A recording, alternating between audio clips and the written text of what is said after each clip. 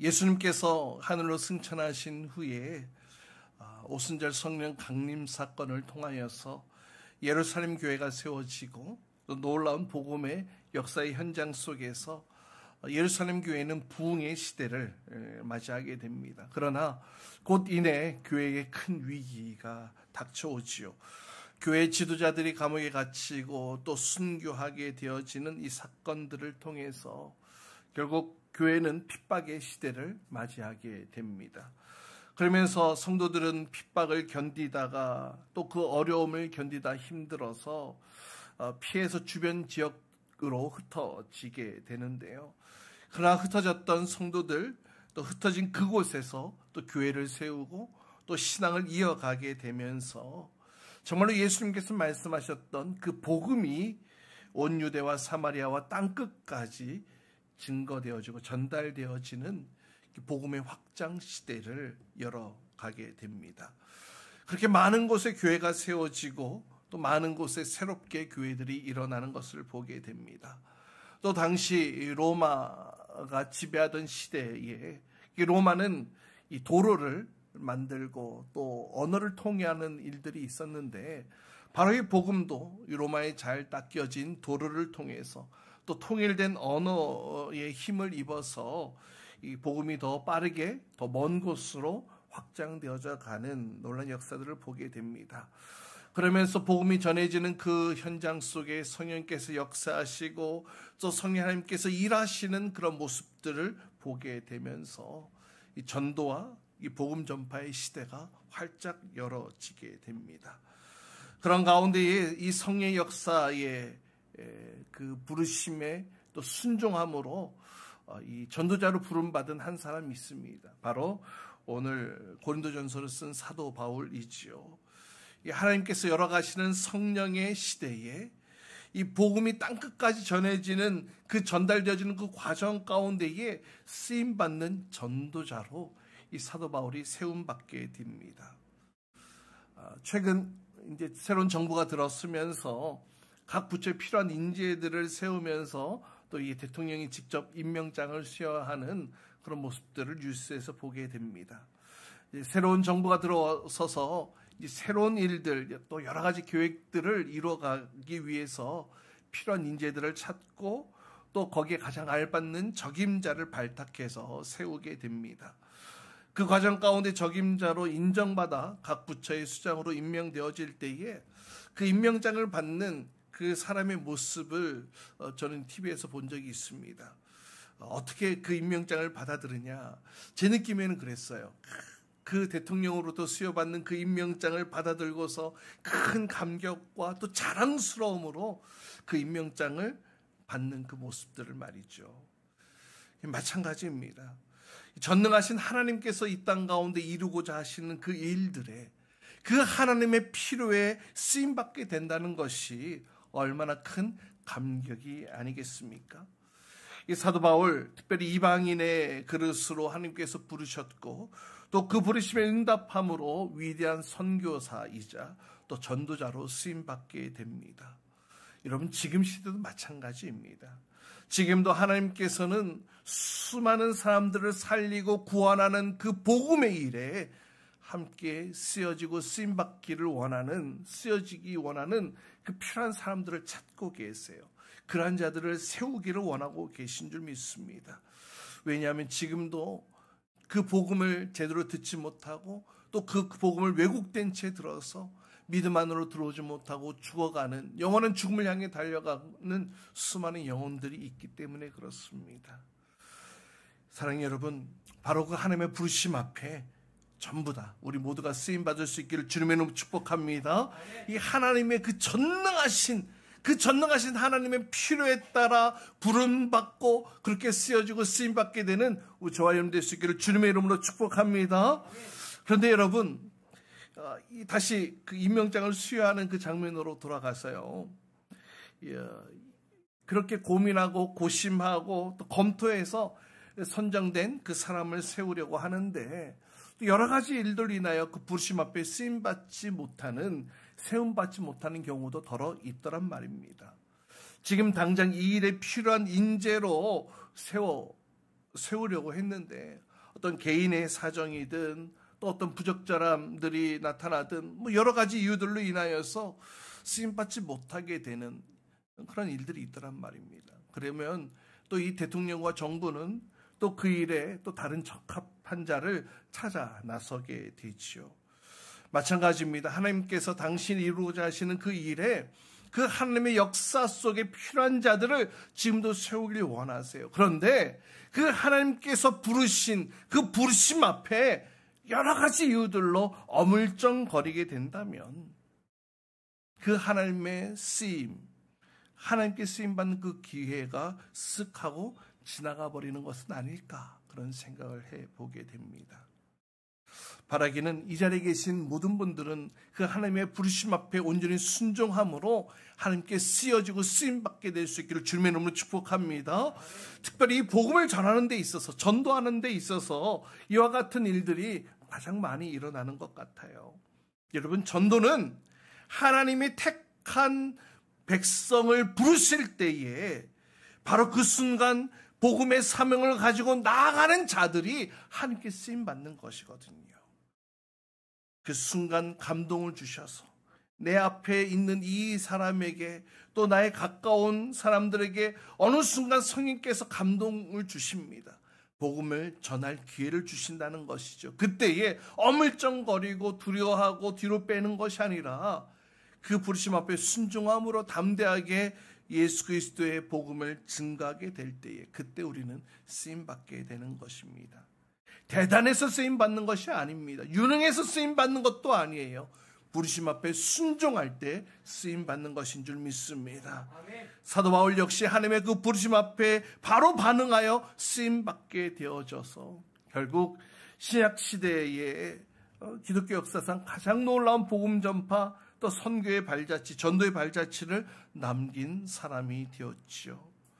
지금도 전도를 통해 세계 곳곳에서 복음의 역사는 지금도 이어지고 있는 줄 믿습니다. 그 자리에 아직도 수많은 인재들이 필요해요. 하나님께서 지금도 그 수많은 사람들을 부르시고 계세요. 바로 그 일에 우리가 쓰임받는 자가 되어야 할 줄 믿습니다.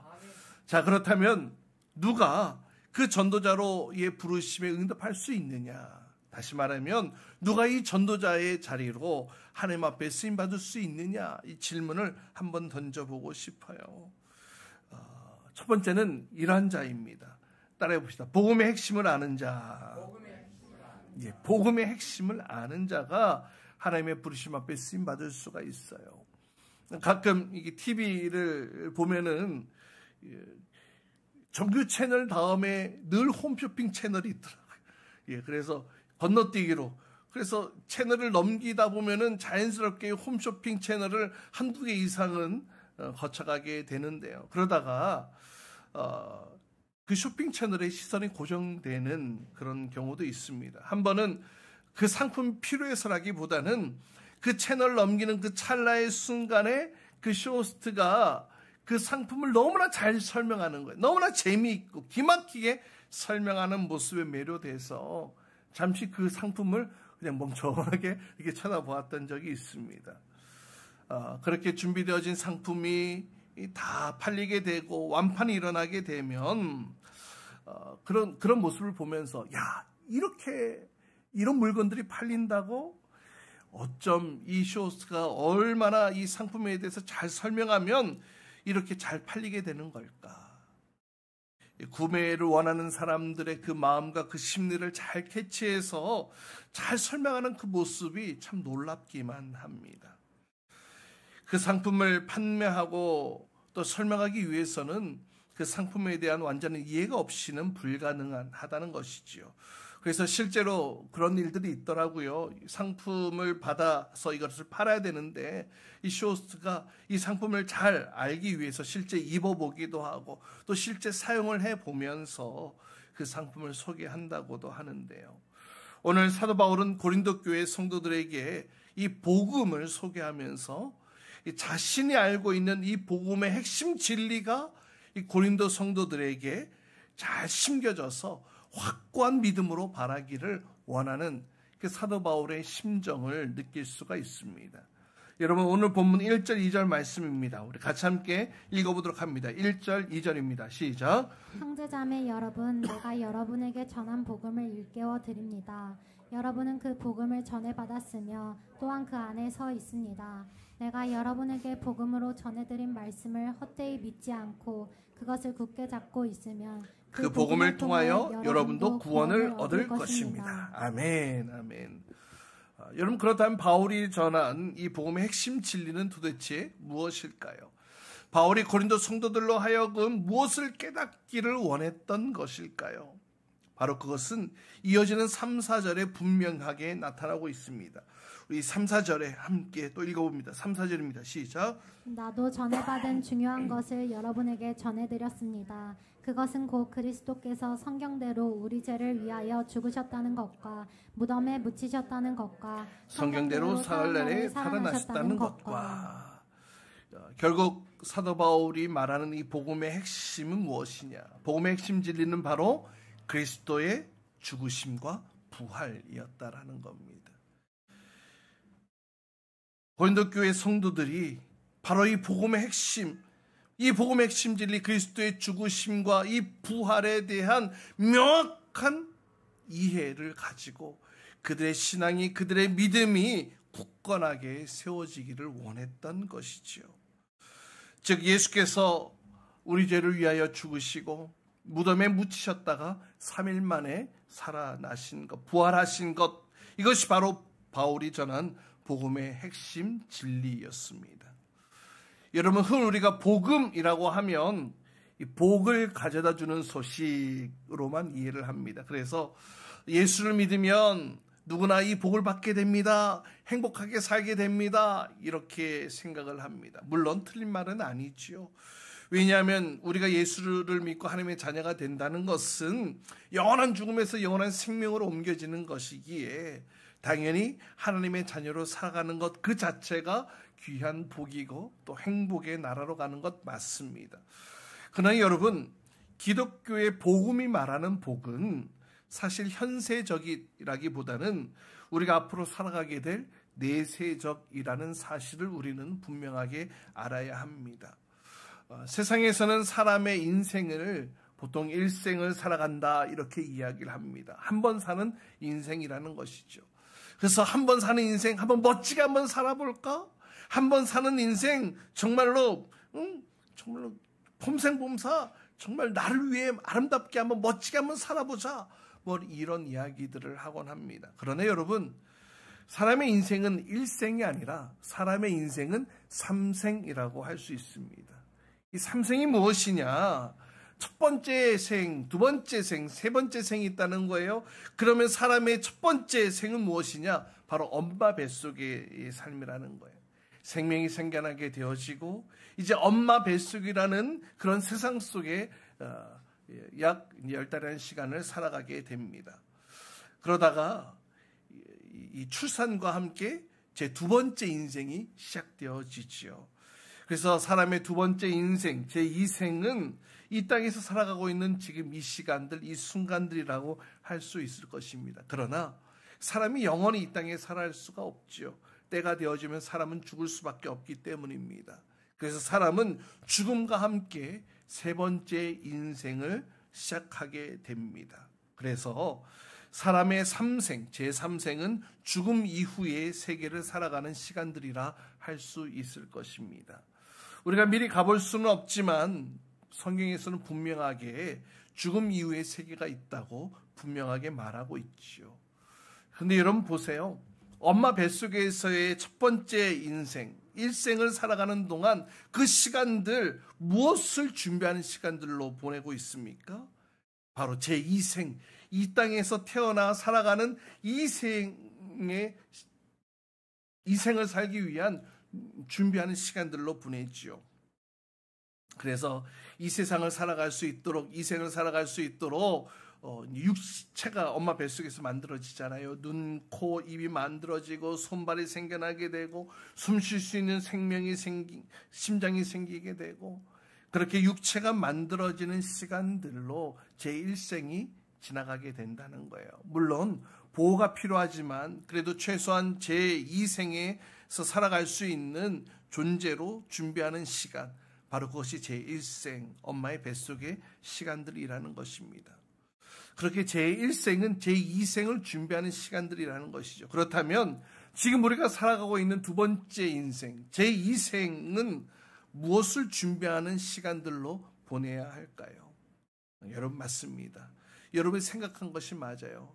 우리가 살고 있는 두 번째 인생, 제2생의 시간들은 바로 앞으로 다가올 제3의 인생, 제3생을 준비하는 시간으로 살아가야 한다는 것입니다. 그래서 제2생은 제3생을 준비하는 시간이라고 말씀드리고 싶어요.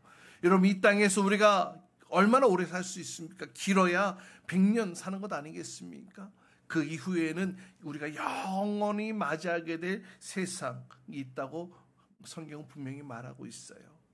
바로 제3생을 말하는 것이죠. 그렇다면 우리가 이 생을 살아가는 동안 제3생을 살아갈 준비를 해야 한다는 것입니다. 그럼 무엇을 어떻게 준비해야 하느냐?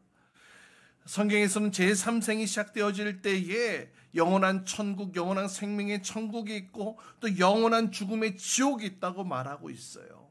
그런데 아무것도 준비하고 있지 않으면 자연스럽게 영원한 죽음, 지옥으로 가게 된다고 말씀하고 있습니다. 그렇다면 우리가 사는 두 번째 인생, 제2생에서 앞으로 다가올 제3생이 영원한 생명, 즉 천국에 갈 수 있는 그 준비하는 시간들로 보내야 된다는 것입니다. 어떻게 준비합니까? 오늘 본문의 사도 바울은 고린도 성도들에게 이렇게 소개하고 있어요. 바로 예수 그리스도의 죽으심과 부활을 믿어야 된다고 말이죠.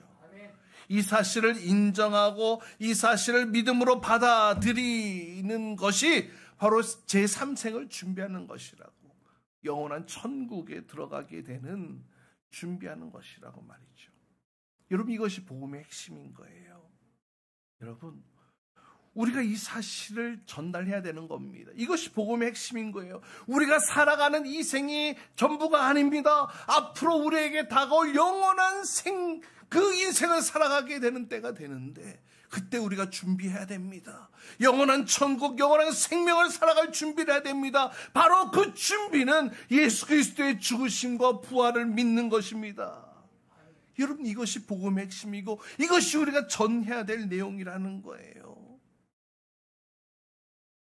예수 그리스도께서 나를 대신해 죽으시고 부활하셨다라는 이 복음의 핵심.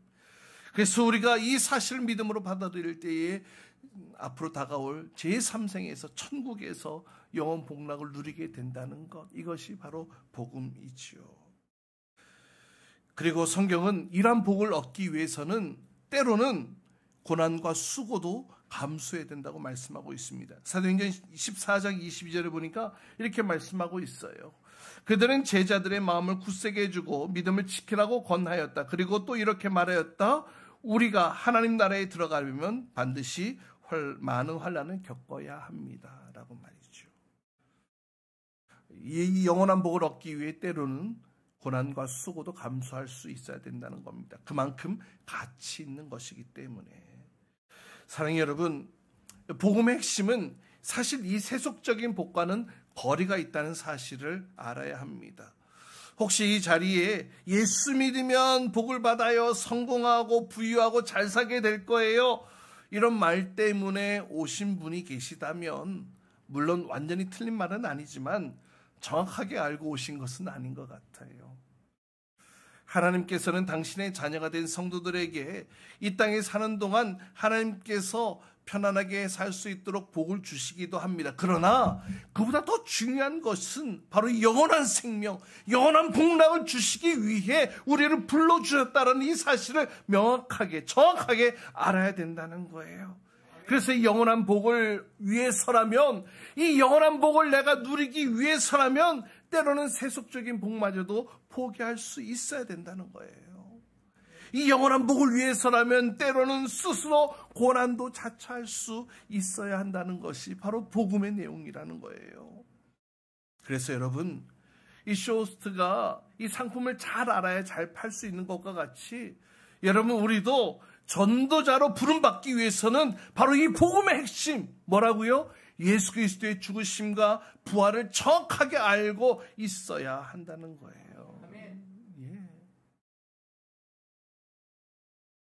저도 어렸을 때 친구 전도하려고 야 우리 교회 오면 야, 공부도 잘하고 예쁜 애들 엄청 많어 하면서 꼬시기도 했습니다만 그것은 결국 교회 첫 발걸음을 내딛게 하기 위한 정도일 뿐이지 이 복음의 핵심은 앞으로 다가올 제3생을 준비하기 위한 예수 그리스도의 죽으심과 부활을 믿도록 소개한 것임을 정확하게 알아야 우리가 전도자로 쓰임받을 수 있는 것입니다.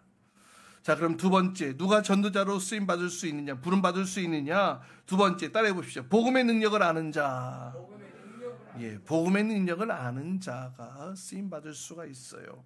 다시 오늘 본문 3절 앞부분을 보세요. 뭐라고 얘기합니까? 나도 전에 받은 무엇을 중요한 것을 누구에게? 여러분에게 어떻게 전해드렸습니다. 사실 이 내용이 세상에 믿지 않는 사람들을 향해 가장 먼저 무엇을 전해줘야 하는지 명확하게 설명하고 있는 구절이지요.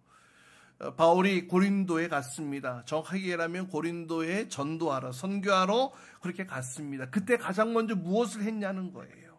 그들에게 무엇을 전해주었냐라는 겁니다. 바울도 자기 자신이 전해받은 아주 중요한 것을 그들에게 전달했다고 말합니다. 다시 말하면 복음을 전했다는 거예요. 복음의 핵심을 증거했다는 것입니다. 더 정확하게 구체적으로 말하면 예수 그리스도의 죽으심과 부활을 그들에게 전해 주었다는 것입니다. 여러분 우리가 선교를 가려고 하면 사전에 준비해야 될 것들이 얼마나 많이 있습니까? 또 이 복음이 잘 전달되기 위해서 준비해야 될 것들이 얼마나 많이 있어요. 먼저 그들의 마음을 얻기 위해 또 여러 가지 또 뭐 이벤트도 준비하고 또 봉사도 준비하고 뭐 때로는 뭐 의료 봉사 또 교육 봉사 또 그들의 필요를 채워주고 그들의 요구를 들어주는 일들도 합니다. 실제로 사도 바울도 가는 곳마다 아픈 자들을 치유하는 예수 그리스도의 이름으로 치유하는 일들도 했었죠. 그러나 사도 바울 다른 그 무엇보다 우선시했던 것은 바로 이것이었습니다. 예수 그리스도의 죽으심과 십자가와 부활을 증거했다는 것. 여러분 예수님의 죽으심 그리고 부활 이것이 당시 유대인들과 헬라인들에게 어떤 내용으로 다가왔는지 아십니까? 헬라인들, 이방인들에게 있어서는 야, 사람이 살아났대. 이것은요, 정말 어리석은 일이다라고 치부했던 내용이었어요. 야, 그런 내용 들을 필요 없어. 야, 무슨 사람이 다시 살아나. 야, 그런 어리석은 내용 필요 없어. 헬라인들에게는 복음이 이렇게 다가왔을 것이고요. 반면에 유대인들은요, 예수님의 십자가의 사건을 증거했을 때에 그들에게 있어서는 이 십자가 사건은 불편한 진실이었습니다. 꺼리끼는 것이었습니다. 왜요? 그들이 못 박아라, 예수를 못 박아라 하지 않았습니까? 이방인들과 유대인들에게 이렇게 복음은 어리석은 것, 거리끼는 것이었음에도 불구하고 바울은 최우선적으로 이 복음을 전했습니다. 왜냐? 왜 그렇습니까? 바울이 복음을 위해 다르게 했던 수많은 방법들에는 한계가 있다는 사실을 알았어요. 그와 동시에 이 복음에는 분명히 능력이 있다는 사실을 스스로가 깨닫지 않았습니까? 스스로 경험하지 않았습니까? 여러분 의료봉사하는 것, 치료하는 것, 교육봉사하는 것 좋습니다. 구제를 통해 그들의 필요를 채워주는 것 좋아요. 그러나 이것만으로는 복음의 결실을 맺을 수가 없는 거예요. 여러분 따라 봅시다. 복음을 전할 때만 그 결실을 맺을 수 있다. 예, 맞습니다. 복음은 복음을 전할 때만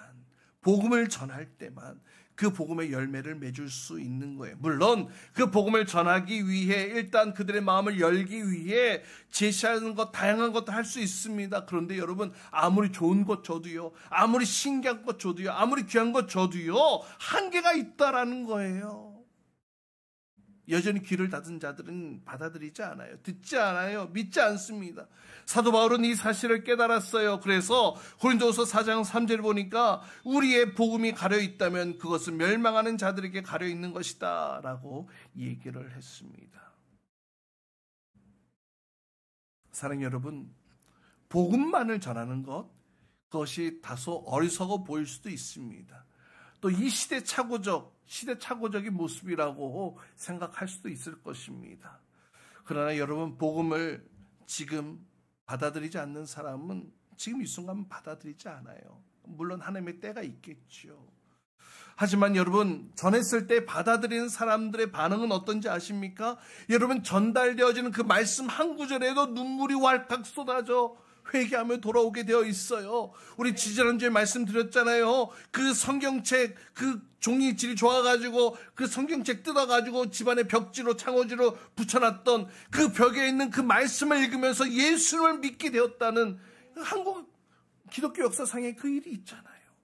어제 우리 월삭 기도회 때 침례 요한 역시 다른 것 전하지 않았잖아요. 복음의 핵심만 전달했잖아요. 여러분, 요나 선지자는요, 니느웨 가가지고 뭐라고 얘기를 했습니까? 당신들 회개하지 않으면 멸망합니다. 하나님께서 회개하지 않으면 멸망한다고 말씀하셨어요. 이 말만 했을 뿐이에요. 무슨 봉사 헌신을 했습니까? 아니요. 그러나 어땠습니까? 니느웨 사람들이 회개하고 금식하고 이런 역사들이 일어나게 되어지죠. 또 침례 요한이 복음을 전했을 때에 이스라엘 백성들이 회개하고 그 회개에 합당한 열매를 맺기 위해서 내가 어떻게 살아야 되겠습니까? 내가 어떻게 돌이켜야 되겠습니까? 이런 삶의 열매들이 맺혔다는 사실 우리가 살펴보지 않았습니까? 사랑하는 여러분, 바로 이거예요. 바로 이것입니다.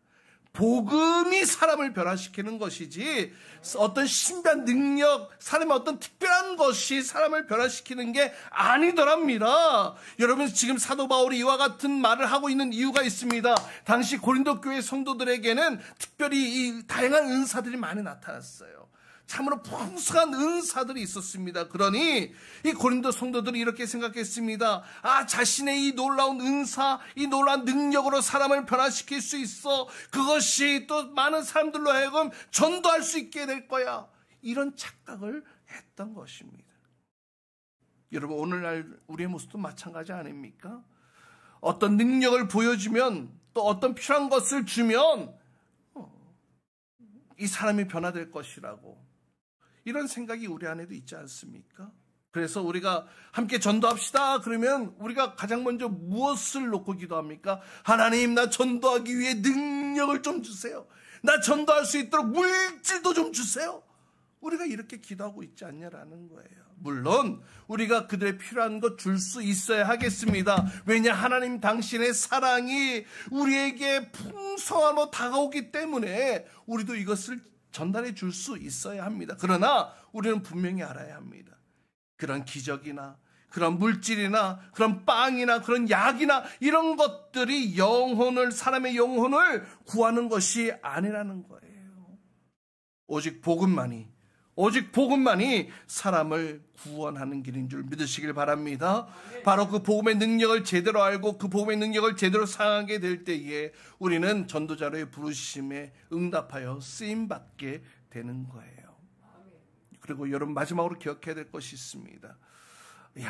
사도 바울과 같은 사람이니까 이렇게 위대하게 쓰임받았지. 저런 사람 정도 되어야 쓰임받게 되는구나. 그럼 나는 이런 생각을 하는 분들이 있을지 모르겠어요. 그런데 오늘 고린도전서 15장 8절을 보니까 사도 바울이 자신에 대해서 이렇게 표현을 하더라고요. 뭐라고 얘기를 합니까? 그런데 맨 나중에 다리 차지 못하여 난 자와 같은 나에게도 나타나셨다. 그러니까 예수님이 제자들에게도 나타나시고 누구에게도 나타나셨다 이러면서 소개를 하면서 맨 마지막에 자기를 소개하는 거예요. 그런데 맨 나중에 다리 차지 못해 태어난 자와 같은 나에게도 주님께서 나타나셨어. 그래서 나도 그 주님의 능력으로 지금 이 자리 복음의 현장에 서 있게 된 것입니다. 이런 얘기를 하고 있는 거예요. 여러분, 기억해야 될 것이 있습니다. 세 번째입니다. 못난 자도 크게 들어쓰시는 하나님이라는 거예요. 못난 자도 크게 들어쓰시는 하나님. 사도 바울이 얘기를 했죠. 맨 나중이라고. 자기 자신을 맨 나중, 그러니까 원어적으로 설명하면 모든 것의 제일 마지막이라는 의미거든요. 쉽게 말하면 꼴찌라는 거예요. 그러니까 꼴찌와 같은 나에게도 나타나셔서 나에게 은혜를 주셨고 나에게 이 복음을 전하는 복음 전도자로 쓰임받게 해주셨으니 이것이 얼마나 큰 감사입니까? 지금 그 얘기를 하고 있는 거거든요. 또 두 번째 뭐라고 자신을 표현합니까? 다리 차지 못하여 난 자. 그러니까 제때 태어나지 못한 거예요. 그러니까 완전한 형태를 갖추지 못한 자신의 모습을, 그러니까 급하게 갑작스럽게 회심을 하게 되어졌잖아요, 바울이. 그러한 자신의 모습을 이렇게 표현하고 있는데요. 그래서 사실 바울은 자기 자신을 누구에게 당당하게 드러낼 수 있는 그런 모습이 아니었습니다. 그러나 하나님께서는 그러한 자를 붙들어 쓰심으로 복음이 전파되어지고 교회가 세워지고 또 기독교 신학의 기초를 놓기까지 이 놀라운 일들에 쓰임받게 하셨다는 사실을 여러분 기억하시기 바랍니다. 여러분 이것이 하나님의 은혜예요. 우리의 실력, 우리의 능력이 아니라 그 부르심 앞에 순종할 때에 우리 하나님은 세상에서 가장 약한 자를 들어 가장 위대한 일을 이루시는 분이신 줄 믿으시길 바랍니다. 다시 우리 하나님은 가장 약한 자를 들어 가장 위대한 일을 이루시는 분이신 줄 믿으시길 바랍니다. 못난 사람들을 들어 쓰심으로 이 세상 그 어떤 능력 있는 사람도 해낼 수가 없는 그 놀라운 일들을 이루어 가시는 분이시라는 거예요. 그래서 사도 바울은 이 사실을 알았기 때문에 자기 자신에 대해서 무엇을 자랑할 수 있느냐, 자랑할 것이 하나도 못 된다, 그런 얘기를 합니다. 고린도전서 1장 26절 이하에 보면은 사도 바울이 자신의 혈통을 자랑합니까? 아니면 자신의 잘난 그런 학식을 자랑합니까? 자신이 가진 어떤 그런 부유함을 자랑합니까? 아니요, 그런 것들 다 자랑거리가 되지 못한다고 얘기를 하면서 고린도후서 11장 30절 부득불 자랑해야 될 것이 있다면 뭐를 자랑한다고요? 함께 읽어볼까요? 시작. 꼭 자랑을 해야 한다고 하면 나는 내 약점들을 자랑하겠습니다. 나는 내 약점을 자랑하겠습니다. 내가 가지고 있는 것 다 자랑거리 아닙니다. 그러나 꼭 자랑해야 할 거리가 있다면 나는 내 약점을 자랑하겠습니다. 하나님께서 이러한 자를 들어 쓰셨어요. 사랑하는 여러분, 혹시 지금 내 자신의 연약함, 내 자신의 부족함, 나약함, 약점들로 인해 낙심해 있는 분들 계십니까? 나의 부족함을 보고 나의 비참함을 보며 오히려 위축되어 있는 분들 계십니까? 여러분 결코 낙심할 필요 없습니다. 위축될 필요가 없어요. 나의 약함으로 주의 일을 나는 할 수 없을 거야, 이런 생각이 있다면 그 생각 던져버리세요. 사단이 주는 생각이에요. 나의 약함으로 주의 일을 잘 감당할 수 없다는 것, 그런 생각하지 마세요. 내 약함, 나의 부족함, 그것은 중요한 것이 아닙니다. 하나님은 못난 자들을 들어 쓰시기까지 하는 전능하신 하나님이신 줄 기억하시기 바랍니다. 중요한 것은 바로 이것입니다. 따라해 봅시다. 그 부르심에 즉각 반응하여 순종함으로 그 부르심의 자리에 있느냐. 예, 바로 이게 중요한 거예요. 나를 부르실 때에 그 부르심에 내가 즉각 반응하여 그 부르심의 자리에 내가 서 있느냐. 그래서 사도 바울은 자기가 가지고 있던 모든 것들을 다 배설물로 여기고 그 하나님의 부르심 앞에 순종함으로 전적으로 나아갔던 것을 보게 됩니다. 전도자로의 부르심 앞에 여러분 그저 순종하시기 바랍니다.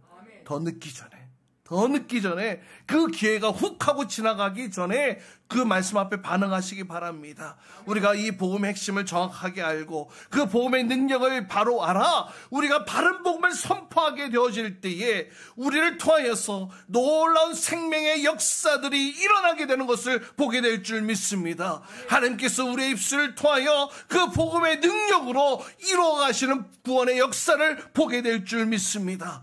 바로 그 일에 우리가 쓰임 받읍시다. 바로 그 일에 우리가 쓰여집시다. 하나님의 그 놀라운 복음의 역사의 순간에 그 복음의 자리에 아름답게 쓰여지고 쓰임 받게 되는 저 여러분 될 수 있기를 주님의 이름으로 축복합니다.